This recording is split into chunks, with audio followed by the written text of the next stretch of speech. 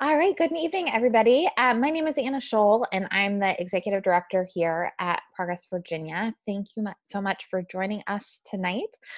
We are super excited about this year's election results and what having majorities in the House and Senate mean for hopefully our ability to move really fantastic progressive policy through the General Assembly in 2020. And the General Assembly can be a pretty confusing place. I have been at this since 2011, and I am still learning every year. So we thought it would be helpful to walk through folks through all the things that we know about the General Assembly with some tricks and tips on where to find information and how to engage. So a couple of things to know for our webinar this evening. There are a couple of ways that you can engage and ask questions. Just because we have a number of folks on the line, everyone is muted as default right now. So if you have a question, you have a couple of options. You can use the chat box to type it in. Latwila Matthias, who's our digital director, is also on the line, and she'll be keeping an eye on that. There also is an option for participants to raise your hand. If you want to do that, then we can also unmute you for you to answer a question. So please feel free to add those questions as we go along. We're going to be talking through a lot of things that we think are helpful to know for engaging in the General Assembly. We know you guys have lots of questions as well, so we definitely want to make sure that we get to them. So with that, we will go ahead and get started. Again, my name is Anna Scholl. I'm the executive director here at Progress Virginia, and we are the Commonwealth's progressive communications firm. That means that we spend a lot of time working with progressive partners across the issue spectrum, from reproductive rights, health, and justice to economic justice, immigrant rights, criminal justice reform, all sorts of things, to be a voice for progressive values and progressive policy in Virginia. So with that said, we're going to go ahead and dive right in. Everybody should be able to see my screen now. And I know you all know this, but going into the 2020 General Assembly session, which is going to start Wednesday, January 8th, Democrats have a trifecta in the state of Virginia. It's the only Democratic trifecta in the House, in the South, excuse me, which means that Democrats control our state Senate, the House of Delegates, and the governor's mansion, each step of that governing process. In the state Senate, the margin is a little bit narrower than we maybe would have hoped, with 29 Democrats to 19 Republicans. And in the House of Delegates, it's 55 Democrats to 45 Republicans. So there's a pretty healthy margin there. With new leadership coming in, new majorities coming in, that means there's also new leadership in the House of Delegates. Our new Speaker of the House, the Speaker designee, is Delegate Eileen Fillercorn, a Democratic delegate from Northern Virginia, and she is going to be supported by and working with Delegate Charnel Herring as the Democratic Majority Leader, as well as Rip Sullivan with the caucus chair. That is the Democratic leadership team in the House of Delegates. You're going to see a lot from incoming Speaker Eileen Fillercorn, because her role is also going to be to preside over the House of Delegates every day, running the business of the day, moderating debates, making decisions on procedure, all of those sort of things, really as the governing officer of the House of Delegates. On the other side of the Capitol, we have a leadership team that starts with Senator Dick Saslaw, a longtime state senator from Northern Virginia, who is the Democratic Majority Leader, who will be working with Senator Mamie Locke, who is the Democratic Caucus Chair, who is a longtime state senator from Hampton Roads. The other name to know in the state Senate that could be important moving forward is Lieutenant Governor Justin Fairfax. Because while the House of Delegates has an even number of members, there's 100 members there, in the House of Delegates, it's going to take 51 votes in order to pass a piece of legislation. It takes a majority. But in the Senate, where there are 40 members, while it takes 21 votes to pass a bill, the lieutenant governor does not vote in the Senate unless there is a tie. So if we lose one Democratic vote on a piece of legislation in the Senate, then Lieutenant Governor Fairfax is the tiebreaker there. There's no tiebreaker in the House of Delegates. The Speaker, while presiding over the House of Delegates, also votes every single time on every single roll call vote. There's no provision for a tiebreaker. A 50-50 tie in the House of Delegates means that a bill would fail to advance because there's no majority. So as you're thinking about sort of where votes are and what opportunities are in the Senate and the House, those are some important things to keep in mind in terms of where those votes are going to be and what the process and procedure is. So one of the things that is sometimes most confusing about how the legislative process works in Virginia is all of these various steps that we have to go through. I will be honest, so I've been working in the General Assembly since about 2011, and the process is not designed to be transparent and easily accessible. The way that the General Assembly operates historically is pretty opaque. It can be really difficult to figure out what bills have been introduced, what is in a bill, where it is in the process, what is your opportunity to engage. And that is by design, right? That is a product of a racist system that was designed decades ago by white supremacists to limit participation in our governing process. So here's what you need to know in order to find ways to engage and figure out what's going on. Any member of the House of Delegates or the state Senate can introduce a bill. We refer to those people as the bill sponsors. And once that bill goes in, the first thing that's going to happen once it's filed is it's going to be assigned to a number, and then it's going to be assigned to a committee.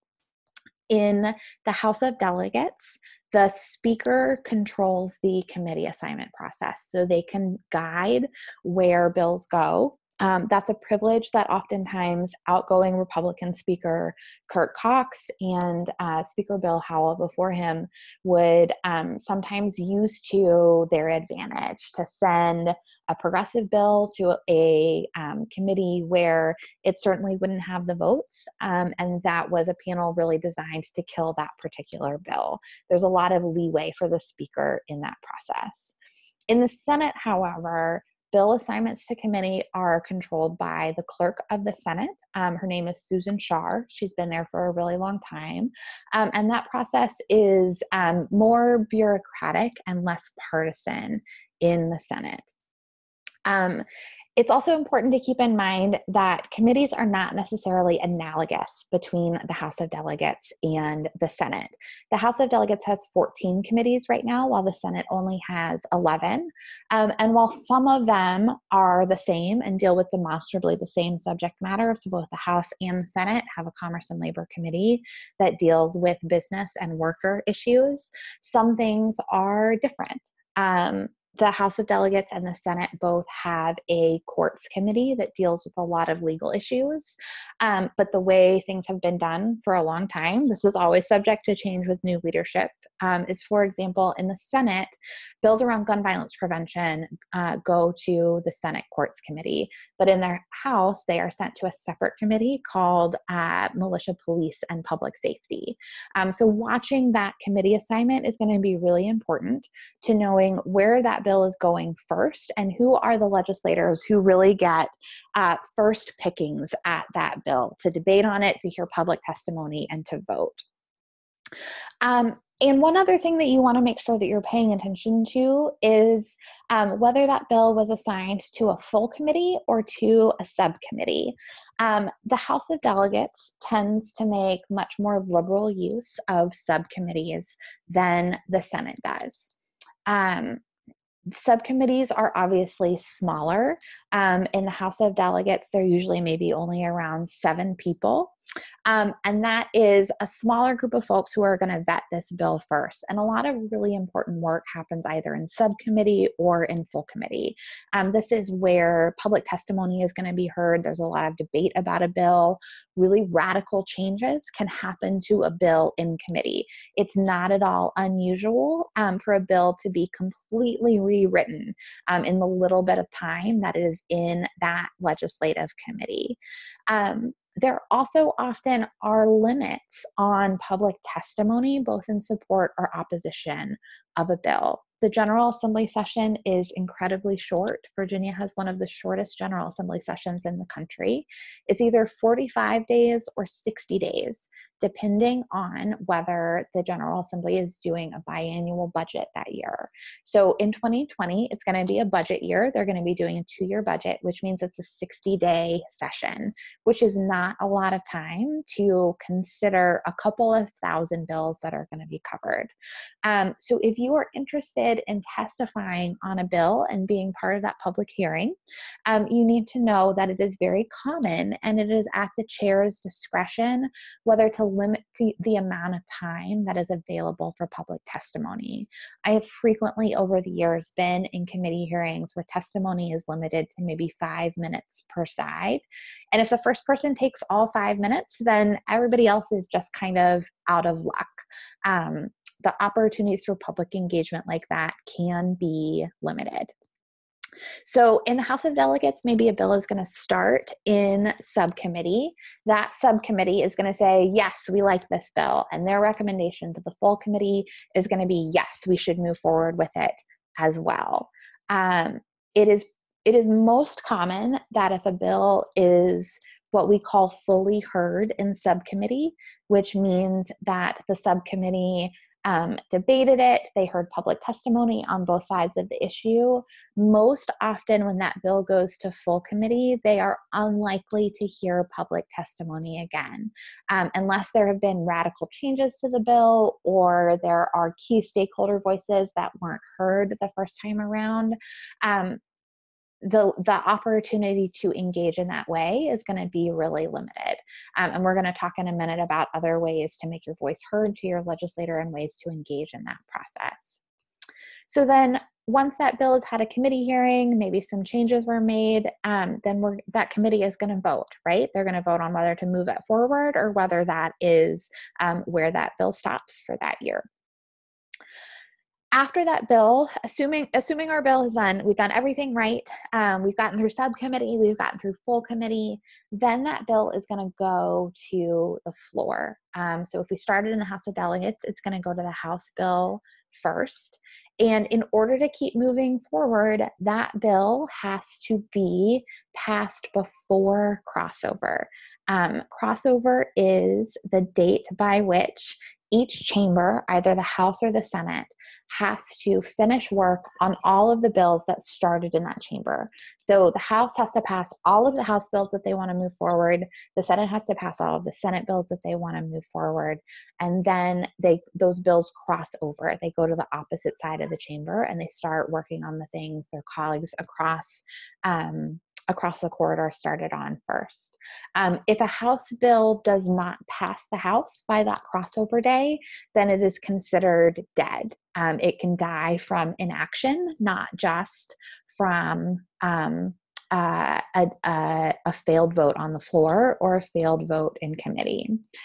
So when our bill gets to the floor before crossover, it's going to go through 3 readings.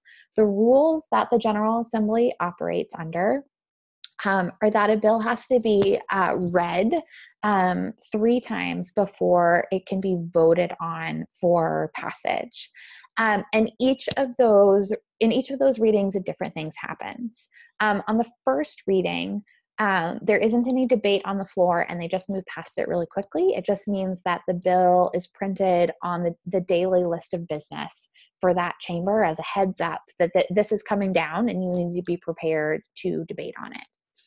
On second reading, which is typically the following day, that's when debate happens, and a bill can also be amended on second reading. So say our bill got out of committee and there's somebody who still really wants to see changes to it. On second reading is where they can bring those changes forward as a floor amendment. They can propose them and have them debated on and voted up or down by the full body. And then on the third reading, the third time it comes up is when members are going to pass or not pass that bill. And they have to pass on that third reading in order to move forward in the process. So when this is moving as quickly as possible, typically it is a 3-day process where the bill is voted on, has a final passage vote on the third day. The other things that you want to be watching for on the floor, though, are sometimes any legislator can ask for a bill to go by for the day, meaning maybe they're not prepared to talk about it yet. They have some questions they want to answer. There's still some amendment language being worked out between stakeholders. They're just not quite ready to move forward with it for whatever reason. And that means that bill will stay in the position that it's in, right? So if our bill has gone through this whole process, now it's on second reading, and LaTwyla stands up on the floor and says, I want House Bill 1, I would like to ask House Bill 1 to go by for the day. If nobody objects and that bill goes by for the day, then tomorrow it will still be on second reading. It will stay in that same position until it is affirmative vote to move forward with that bill. The caveat, one of many caveats to all of this is that, as I mentioned, 2020 is a budget year. The General Assembly is going to be working on developing and passing a 2-year budget of appropriations for the state. And the budget is on a slightly different timeline. Everything except the budget has to be done in its first chamber by crossover. The budget moves on a little bit different timeline. I think that just because it's such a big document with so much included that they need a little more time to write it and to put it together. So the budget typically is going to be on the floor and debated and up for a first vote, usually the week after crossover. I don't know the date of crossover offhand for this upcoming session, but I think it is around February 13th. So once our bill crosses over to the other chamber, our House bill goes over to the Senate, it's going to go through the same process over again.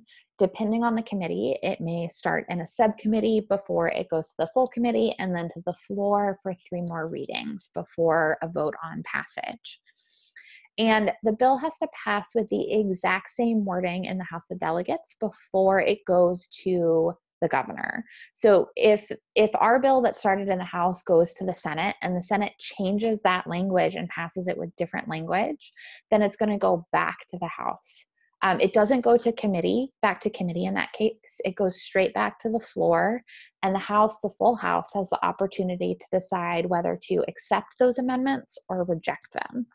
And if they reject those amendments, then those bills are going to end up in a conference committee, which is typically about 3 members from the House and 3 members from the Senate who are going to try to work out the differences between the 2 bills and come to an agreement on compromise language. And then that compromise will go back to the House and the Senate. And if that language passes, then it goes to the governor. Conference committees are another place where the process gets complicated and pretty opaque because conference committees typically don't have public meetings. There's not a formal place to weigh in there with input and public testimony. If it's a bill that you care about that's gone to conference committee, there is a little bit of sort of research and maneuvering there to try to reach out to those individual conference committee members on a one-on-one basis to express your viewpoint and try to persuade them to advance that in the conference committee negotiations. So we've done everything. Our bill has made it through all of these pieces of the process, and then it's going to go to the governor's desk. And once that happens, the governor actually has 4 choices on what they can do. The governor can sign that bill, in which case, congratulations, our bill just became a law. We are very accomplished and have done great things for the Commonwealth. The second option is that the governor can return the bill with changes called amendments. And the House of Delegates and the Senate will have to approve those amendments by a simple majority in order for all of that to become law. If the House of Delegates and the Senate reject the governor's amendments, then it goes back to him to decide whether to sign or veto as is. If a governor vetoes or rejects the bill, says, I'm not going to sign this, I think it's a bad idea, then it also goes back to the House of Delegates and the Senate, and they can override that veto with a 2/3 vote in each chamber. And it has to be in each chamber. It's not enough just to get there in one. And then the last option is that the governor can decline to sign a bill, but if he doesn't veto it within a set period of time, if he just doesn't take any action, then it will automatically become law without his signature. So there are a few options there of how that can go. If a governor takes action on a bill that needs General Assembly approval, so if he sends back amendments or if he vetoes a bill, those are going to be taken up typically. Usually most of the governor's actions on a bill, on bills happen after the House adjourns sine die. Which means that they are done with that session. They have no more business to consider and they are going home. The governor has about 30 days after adjournment sine die in order to take action on all of those bills. And then the General Assembly is going to come back sometime in April. The date varies every year for a reconvened session. It's sometimes called veto session. And that's when the General Assembly is going to be there all day for sort of a marathon up or down votes on all of these amendments and vetoes to decide what they're going to do with the governor's actions there. So a few key terms that you're going to want to know in order to understand what's happening in the General Assembly. A couple of these we've already talked about. So first, second, and third reading. As we talked about, a bill has to be read 3 times on the floor before it can be voted on. Again, on that first reading, nothing happens. It's just that bill is printed on, it's called the floor calendar, which is the list of things that are going to be considered on the floor that day. On second reading, a bill can be debated or amended, and on the third reading, members vote. So if there's a bill that you really care about, you're going to want to be keeping an eye on what point of the process they're in to know what kind of action they can take on that day. Again, crossover is the date by which each chamber has to finish working on their own bills, with the exception of the budget, so that they can cross over and start on the other people's. And then there's some key language to keep in mind as well if you're watching, in particular, a subcommittee or committee, to know what motions they're making. So there are 2 motions that are made in the General Assembly to kill a bill. The first is to pass by indefinitely. Often legislators will use a shorthand and say PBI. So I move to PBI the bill. And that means that they're making a motion to kill that bill. They don't want to see it move forward. The other motion to kill a bill that a legislator can make is a motion to lay it on the table. If they are feeling magnanimous that day, they might make a little bit of a meal of it and say, like, I move to gently lay the bill on the table or something like that. That doesn't make any difference. It's still a motion to kill the bill. And what that motion is really important, because when you go look at a vote in the online system, it's going to show you who voted yay and who voted nay. But that a yes vote doesn't necessarily mean that it is a vote to pass the bill. Because if the motion was to kill the bill, then a yes vote is actually a negative one, right? It's a yes vote to kill the bill. So paying attention to what that motion is going to be really important. A motion has to be made and then seconded in a subcommittee or in a full committee. And a bill can also die from inaction. So if a bill is presented in a committee and nobody makes a motion on it, nobody says, like, I want to PBI this bill, and nobody says, I want to report this bill, which is a motion to pass it, and that bill just sits there, then it is functionally dead, right? Because nobody is actively saying, I want to move it forward. And a bill can also die through a lack of a second. That used to happen all the time when Democrats were in an extreme minority and they only had one Democrat on a lot of these 5-member subcommittees in the House of Delegates. So a Democratic member on a subcommittee, that one person could make a motion to report a bill, but they didn't have any allies there to second the motion. So they couldn't move it forward. And again, a motion to report, when a member of the legislature in committee says, I move to report, that means that they like the bill. That's a motion to pass it and to move it forward in the process, to report it with a positive recommendation into the next step, whether that is full committee or whether it's on the floor. All right. So citizen lobbying, some things to keep in mind. So the first thing you need to know is who your legislator is. If you don't know, the easiest way to find out is to go to this General Assembly website. The URL is up here.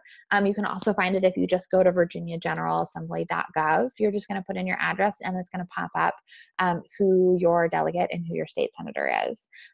You may remember, because we've just been to the polls and I know all of you have voted, but also keep in mind that a lot of people voted in new legislative districts this year, particularly in Richmond and Hampton Roads, because the federal court found that a number of our legislative districts had been unconstitutionally gerrymandered to be racist, to pack Black voters into a few districts and diminish their voting power. So the court redrew those lines, and a lot of people voted in new districts this year.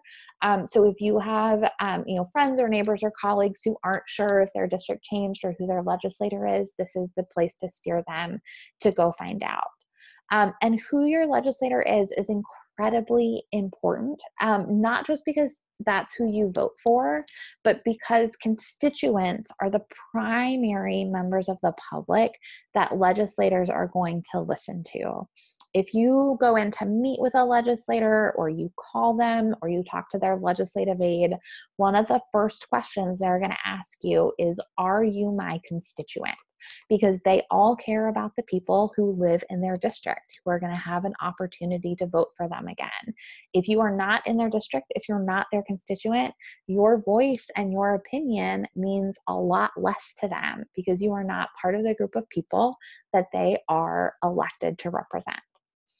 So before you go in, you're coming to the General Assembly to see your legislator, or maybe you're meeting with them back home before they go to the General Assembly or over the summer, you want to research that legislator. Make sure you know what their background is and where they stand on the issue that they care about. Is it something that they have voted against in the past and you're trying to change their mind? Is it something that they are a really staunch supporter of and you want to thank them for that and find out how they can help convince other legislators to vote the way that they do? Or maybe it's an issue that hasn't come before them before and you're trying to find out how you think they might lean on it. You also want to familiarize yourself with the issue and the talking points so that you know what you're talking about when you go in and you're prepared to have a conversation. And if you're visiting with a group, if there's a group of you going in, it's always a good idea to assign roles for that conversation. So somebody's going to be the note taker, somebody is going to sort of move you through an agenda to make sure that you're accomplishing everything that you want to accomplish in that meeting. If you are joining us on January 13th for our Women's Lobby Day with our partners in the Women's Equality Coalition, then that is something that we will be helping prep you for that morning and some prep sessions before lobbying visits that afternoon. If you're visiting with another group, one of our great partners, that's something they're likely going to help you prepare for as well. And you always have the opportunity to visit the General Assembly on your own or with a small group of friends from where you live to have these meetings as well. So during the meeting, remember that this is about building relationships.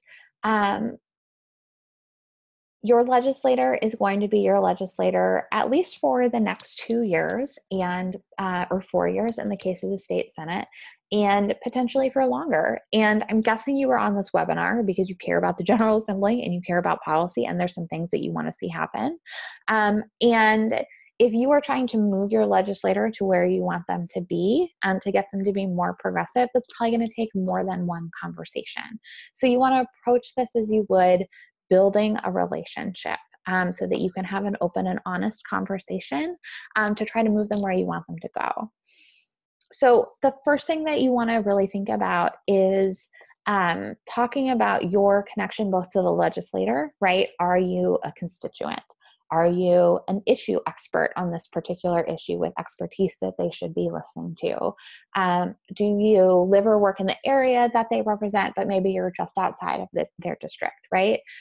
Why is your opinion important to them? And also, why is this issue important to you? The most powerful thing that you can do in a meeting with a legislator is to tell them your personal story of how you are impacted by a policy or the policy change that you're seeking, and to share that with them. Because legislators have professional lobbyists, and people like me coming at them all the time, right? With all of the facts and statistics and figures. They have all of that, right? What professional lobbyists don't have most often are the personal stories, right? And the very real world impact to talk about how the bills and the really technical language that legislators are looking at the General Assembly impact people and families back home. That is such an important and compelling thing. It's oftentimes the most important thing to legislators, and that's a unique thing that you can bring to this conversation. And then you also want to make sure to take time to listen in this meeting as well, because it is about building relationships. And you came in both to talk to your legislator about what is important to you, and why you want them to vote a particular way, but you also need to hear from them, maybe what their hesitations or hangups are on that policy. Maybe they have more questions that you can help them get the answers to get them to yes, to find out, how listening is how you learn how you're going to move them. In particular, if you are coming to meet with a legislator during the legislative session, you have to be flexible because the legislative session is super busy. Remember, it is 60 days this year to get through a couple thousand pieces of legislation. And chances are high that you might have to meet with a legislative aide. The General Assembly runs at a breakneck pace. It is not unusual that there are a half dozen committees and subcommittee hearings happening at the same time, and legislators can be a committee member on one committee while simultaneously having to run to another committee to present a bill. They are trying to be in multiple places at once to juggle a really heavy workload. So being flexible about either when they're available or being willing to meet with a legislative aide is going to be necessary if you are coming to Richmond during session.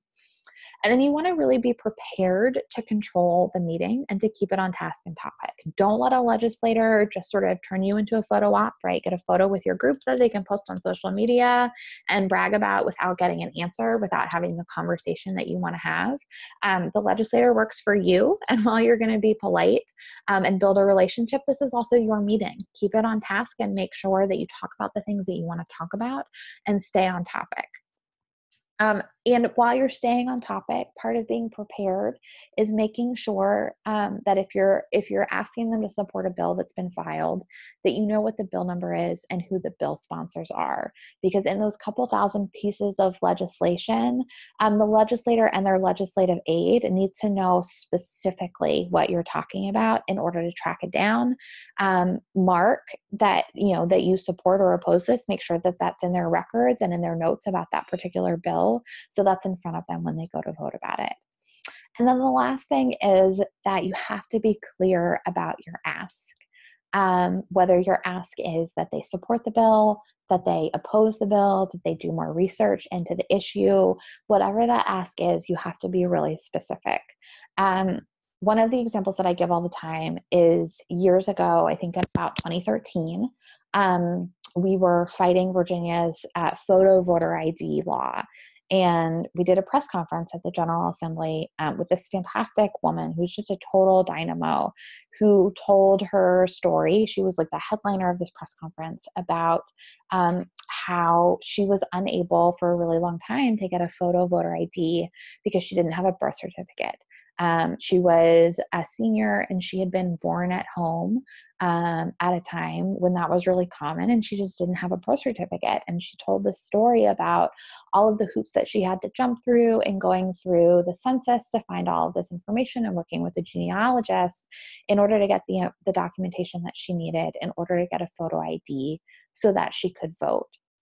But what we had failed to prep her on was to say, and that's why I'm asking all of you to oppose this photo voter ID bill, because to all of us, right, who shared her perspective, it was really clear that nobody should have to jump through all of those hoops and do all that work simply in order to be able to vote. But for supporters of the bill, they used her and so looked at that as evidence of why it wasn't a big deal. She was able to get the documentation and able to get a photo ID. And if she can do it, other people should be able to as well. So you have to be clear about your ask and what you're asking for. So there's no way that your story or your argument can be misconstrued. All of these things, like, you guys are grown-up awesome people in the world and I know you know these things, right? Legislators are people too, and this is about building relationships. Going in threatening and yelling is generally not the best way to build a relationship, and it's a pretty quick way to get a legislator or legislative aide to kind of dismiss you and what you have to say and make less of an impact. Don't make assumptions about where that legislator is or where they're coming from. Ask questions and listen. And also don't make up information. If you don't know the answer, then promise to follow up and go get that information. There's a lot of really great resources to track down facts and statistics and numbers on policy. And then remember to keep in touch after the meeting, because again, this is about relationships and building a really important one with your legislator. So then the last piece of this is often the hardest part. People always want to know how they find out what bills have been filed in Richmond, how they track that bill from start to finish. And as I said at the top, the system doesn't make it easy. The General Assembly doesn't make it easy. It was set up to be hard, and it is hard to keep track of these bills. So here are some tips of outside of making sure you're on our email list to make sure you're up to date with alerts on the bills that we're working on at Progress Virginia. Other ways to keep track of what's going on. So the first resource for you is going to be the Legislative Information System website. So this is at lis.virginia.gov, and this is sort of the hub of legislative information for what's happening with the General Assembly, if you know where to look. So when you go to the LIS website, you're going to see a page that looks pretty much like this picture on the left. It's going to have this whole list of things that you can navigate through. And the things that you want to look at are the first category here that says bills and resolutions. That's going to take you to a page where you can look at lists in a bunch of different ways. You can look at a really long list of all of the bills that have been filed. You can look by legislator and see what specific legislators have filed if you want to see what your senator or delegate put in. You can see what was filed on a particular day, all sorts of things. And then the other thing that is particularly useful that this is going to show you is if you go about 2/3 of the way down the list to the link that says meetings, that is going to take you to the daily meeting calendar. And that is where the information about what committees and subcommittees are meeting on any given day is going to be listed. It's not fancy. It requires a lot of looking at small type and scrolling. It looks like this picture on the right right now, and back in November when I took this screenshot. It is primarily populated right by all of these other boards and commissions that are meeting. But once the General Assembly convenes in January, this will fill up with the daily calendar. The other way you can find out is on the third thing in the list on the image on the left on the main LIS website. If you click on standing committees, you can go to any committee's page and see both what bills have been sent there. Once committee assignments are made for this new General Assembly session, that will show the committee members on that committee, and also show you when they meet and where. Another great way to keep track of what is happening at the General Assembly is to watch. You don't actually have to be in Richmond anymore in order to be able to watch and hear what is happening on the floor or what is happening in committee and subcommittee. There are a couple places that you can go to find this information. Again, this is one of those things that isn't easy to navigate to and easy to find. But on the main General Assembly website at virginiageneralassembly.gov, if you click on quick links there, about halfway through the page, there is a category for video. And you can find a couple of things. You can watch live every day, the House, Senate, and House floor. Typically, the floor starts at noon every day. If you really like floor speeches on a whole range of issues and sometimes interesting and sometimes mind-numbingly boring debate, then the House and Senate floor video feeds are for you. There is both live streaming and there is an archive of all of those streams from the floor. You can also now watch live video or come back and find archive video of House full committee hearings and Senate full committee hearings. And that video is also going to be accessed from this navigation menu here. It's sort of a weird setup where the House and Senate use different systems, but this is sort of the best place to find all of those things, both what's live at any moment. In particular, if you know, like, hey, my bill is going to Courts of Justice and it's going to be heard on Monday. I can't make it to Richmond, but I can watch and see what happens here. That's where you're going to go to find it. The other option for finding live video and archived video from the General Assembly is our Eyes on Richmond project. This is a transparency project that we started a couple of years ago. You can find it online at eyesonrichmond.org. We will be back up and running as soon as the legislature is back up and running in January. And this is a project that we started back when the General Assembly did not provide any live or archived video from committees or subcommittees. We put legislative fellows with cell phones in these committees to broadcast live and then archive what happened so that everybody has access to what their legislators are doing. Since we started this program, we've pushed and successfully pushed the General Assembly to provide that live and archived video for full committees. We are still working on it on subcommittees, and until the General Assembly does that themselves, we are committed to doing it from Progress Virginia. So you can find subcommittees at eyesonrichmond.org. And then another great resource for looking at bills that have been filed and tracking them and seeing what bills other folks care about is the Richmond Sunlight Project. This is a website started by Waldo Jaquith, who's a fantastic open government activist who lives in the Charlottesville area. And Richmond Sunlight pulls all of its information directly from the General Assembly, but just makes it way more accessible and easier to navigate to see bills that are filed. It's also really great because people can create their own profiles and watch lists of bills that they care about. Sometimes organizations do that as well. You can go in and see, you know, what bills the ACLU cares about and they're working on, and check in updates for what step of the process they're in. So if you're going to be advocating for a bill, there's a couple of things that we want you to keep in mind. And I think this is my last slide, and then we'd love to dive into questions. So here are the things to keep in mind, right? If you're pushing to pass a bill, you're going to move it forward, there are great opportunities. Here are the questions that you need to answer in order to be impactful. First, you need to know what committee or subcommittee is your bill going to. Then you're going to need to know which legislators are on the committees and subcommittees. That is a question that we don't have answers to right now because it's a new General Assembly with new members in January, with new leadership in January. The Democratic leadership in both the House and the Senate will be making new committee assignments.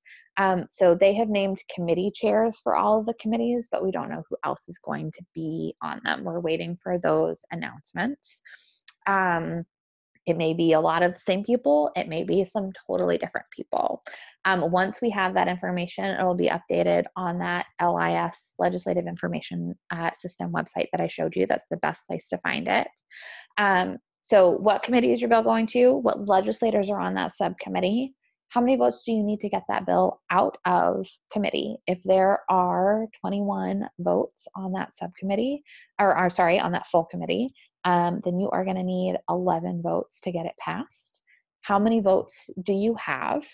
If you need 11 votes and you've got 6, then you need 5 more. Those 5 votes that you need, those are your targets. That does not mean that your next step is to run off and get everyone you know to go call those 5 legislative targets. The next thing that you want to do is think about who do you know or who can you find in the districts of those targeted legislators who you can move to action? Can you call constituents in that district? Can you text them? How can you find them? Because those targeted legislators most want to hear from constituents in their district. That's the most important thing they're going to hear. Can you send out a call on social media? Can you text people? Can you email, right? There's all sorts of tools at our disposal, but keep in mind that the most important contacts are going to come from that legislator's constituent, and that's going to be the most impactful way to move them on the policy that you care about.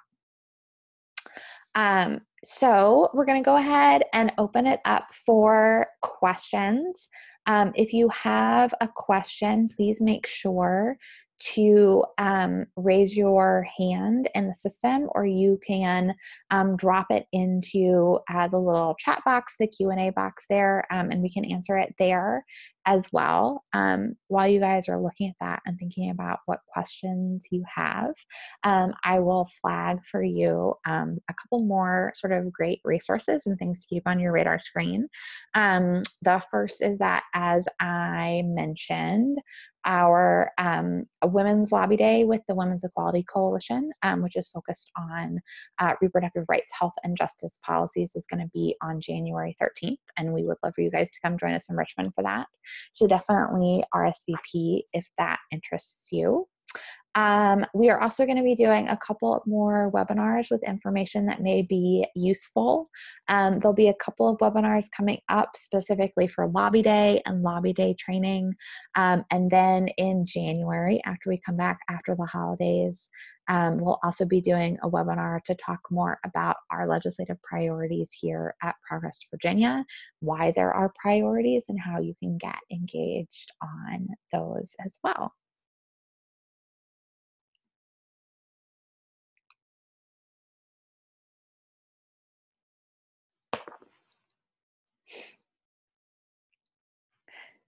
LaTwyla, do you have any questions for us? I don't see anybody raising their hands or using the chat function. So if you have questions, speak now. So we have a hand raised from Judy Fisher.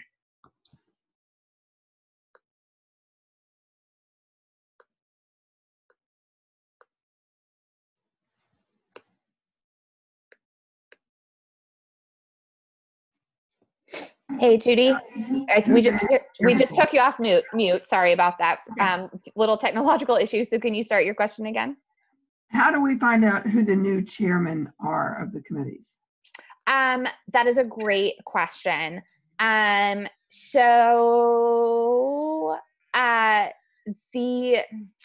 don't think that information is updated online yet. I think maybe what we can do is put some information up on our website, LaTwyla, if that works, about who's been appointed as those chair people so far for those committees, to make sure that that's sort of more easily accessible. It's come out in press releases, but I don't know that there's like an easy resource to access that right now. Yeah, I read a couple in the paper, but I don't know have all of them. Yes. That's a great question. Thank you. All right, so Barbara has a question. When will we know the committee assignments? That is a great question. And the honest answer is I don't entirely know. There isn't a formal schedule for that. At the very latest, we will know committee assignments the second week of January. The General Assembly session starts on January 8th. They will start at noon that Wednesday, and then we're off to the races. So at the very latest, we'll hear committee assignments by probably by the end of that week.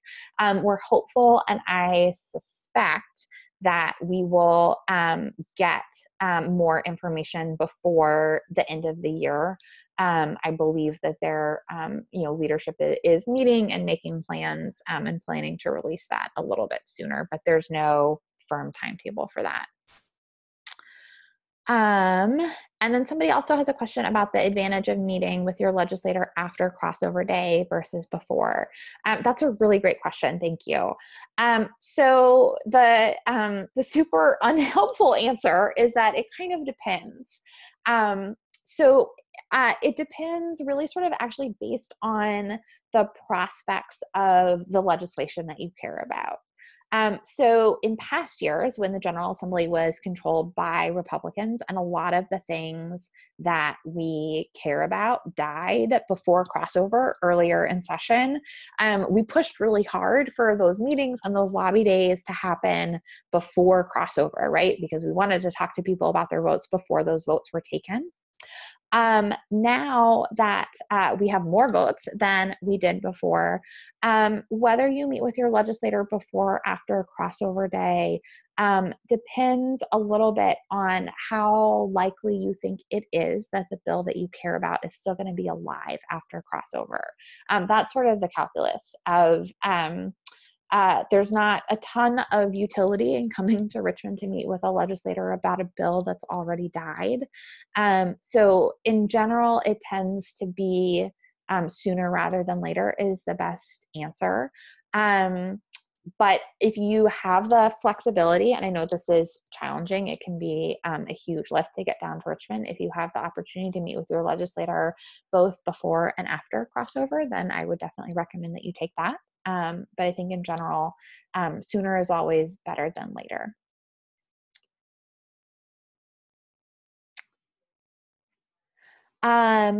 So there's a question about a list of the legislation that Progress Virginia will be following. Thanks, Brian, for that question. We are working on that list right now. We don't have that comprehensive list yet because legislation hasn't totally been filed. And some of it is still being drafted. And actually, I should have mentioned this earlier. So bill filing started a few weeks ago in mid-November. There are some bills that are in now, but the deadline to finish filing bills isn't actually going to be until the end of the second week of the General Assembly session. And I'm just looking at my calendar to try to give you all that date. So the deadline, the very last day to file bills, I believe is going to be January 17th. So things are going to be coming in that we're going to be looking at and evaluating, that are going to be getting bill numbers right up until that deadline. So there are some things right now that we know are going to be top priorities for us. Raising the minimum wage to $15 an hour is going to be a top priority for us to get done this year. Repealing restrictions on abortion access, working on a democracy package to expand access to our democracy. Those are all going to be really big priorities and a whole bunch of other things. But our list is going to sort of iterate and grow as more bills get filed. The best way to stay on top of the things that are our priorities are going to be, one, to join us on January 7th. Is that right, LaTwyla, for a webinar about our legislative priorities? Yes. To sign up for our email list to make sure that you're getting alerts about the bills that we're working on and your opportunity to engage with them. And also to be watching our blog at progressva.org, because we're putting lots of information up there all the time about the issues that we're working on, why they're important, and why we would love for you guys to support them as well. All right. how far in advance should we schedule our legislative meetings? That's a great question. I would say that you should, if you are coming to the General Assembly, if you're coming to Richmond during session, calling, a week or two in advance to try to get on the calendar is really helpful. Again, keeping in mind that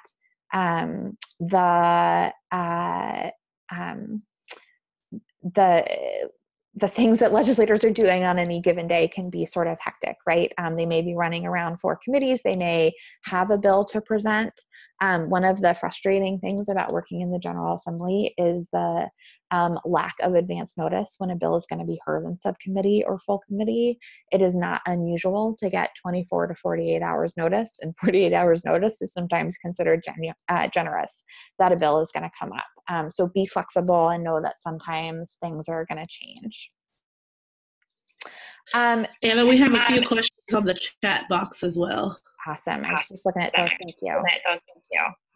Mm-hmm. So tips for scheduling meetings with delegates in senator's office, best way to contact them. I would call, and I would also email. And I would also just keep in mind, if you are contacting legislators right now, particularly for newly elected folks who just won in November, they are working on getting their offices set up. Many of them are still working on hiring staff, and that staff is figuring out what they're doing and how they're going to get things set up. So it may take them a little while to get back to you. There are holidays and office closures coming up, so be persistent to make sure that you get through. Oftentimes when we're trying to schedule legislative meetings for lobby day, we start calling and emailing people in December, but we won't get a response until early January, and that is pretty typical.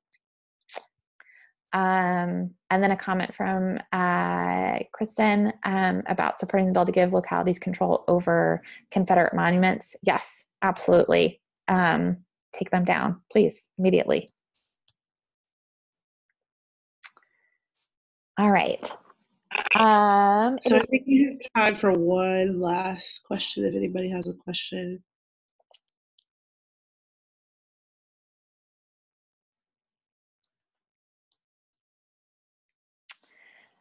Yes. So the last question from Destiny is if this webinar will be available anywhere. Yes. So we've been recording this. I think we've been recording this. If all of the technology works, We have.